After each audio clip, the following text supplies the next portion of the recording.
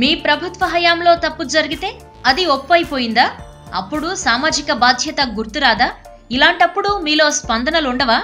గతంలో స్మృతి ఇరానీ వ్యాఖ్యలు, ఇప్పుడు స్మృతి ఇరానీ తీరు చూసి ఈ ప్రశ్నలు వేస్తున్నారు నెటిజన్లు. కాంగ్రెస్ ప్రభుత్వ హయాంలో నిర్భయ ఘటన జరిగింది. ఆ ఘటనపై అప్పట్లో స్పందించిన స్మృతి ఇరానీ అప్పటి ప్రధాని మన్మోహన్ సింగ్ కి గాజులు పంపించానని చెప్పారు. ఆడపిల్లలకు ఇంత అన్యాయం జరుగుతుంటే ప్రధాని ఏం చేస్తున్నారని ఊగిపోయారు. ఆవేశాన్నంతా మీడియా ముందు వెళ్లగక్కారు. అయితే మరి చిన్నారి ఆసిఫా రేప్ ఘటనపై ఇప్పటి వరకు స్పందించలేదేం? పట్టుమని 10 ఏళ్లైనా లేని పిల్లపై అఘాయిత్యం చూసి దేశమంతా అట్టుడిగిపోతోంది.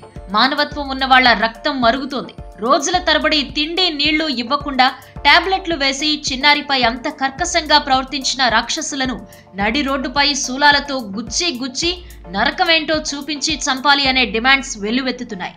ఆడపిల్లలు ఉన్న ప్రతి తల్లి, ప్రతి తండ్రి పిల్లను బయటకు పంపాలంటేనే భయపడిపోతున్నారు. ఇంత జరుగుతున్నా అప్పట్లో నిర్భయ ఘటనపై ప్రభుత్వంపై ఊగిపోయిన స్మృతి ఇరానీ ఇప్పుడెక్కడున్నారు? అప్పట్లో మన్మోహన్ కి గాజులు పంపిన ఇప్పటి ఈ కేంద్ర మంత్రి మరి ఇప్పటి ప్రధానికి చేనేత చీర, గాజులు పంపలేదే అని నెటిజన్లు ప్రశ్నిస్తున్నారు. అత్యాచారాల ఘటనలో బీజేపీ నేతలే టాప్ లో ఉన్నారని ఓ సర్వే తేల్చింది. నోట్ల రద్దుతో అభం శుభం తెలియని ఎన్నో పేద ప్రాణాలను బలిగొన్నారు. రాత్రికి రాత్రి నోట్లు రద్దు చేయటంతో ఏం చేయాలో అర్థం కాని చాలా మంది పాత నోట్లు ఏం చేయాలో అర్థం కాక ప్రాణాలు తీసుకున్నారు. వాళ్ళందరి ఉసురు తగలదా? ఇక కొన్ని రాష్ట్రాల సంగతి సరే, హామీలు ఇచ్చినట్టే ఇచ్చి హ్యాండ్ ఇచ్చారు.